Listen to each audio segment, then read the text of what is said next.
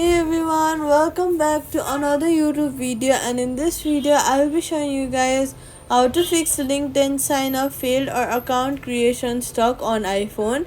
Check your internet connection. Switch between Wi-Fi and mobile data to rule out network issues.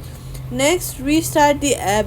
First close LinkedIn and then reopen it. This clears temporary glitches.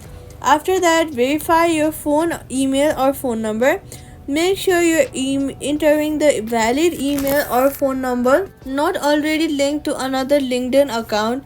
Privacy tip: only sign up through the official LinkedIn app or website to avoid scams. Quick fix: if the sign up still fails, try signing up through Google or Apple ID instead.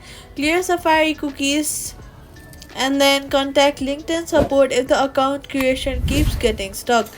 And that's it. Subscribe for more fast LinkedIn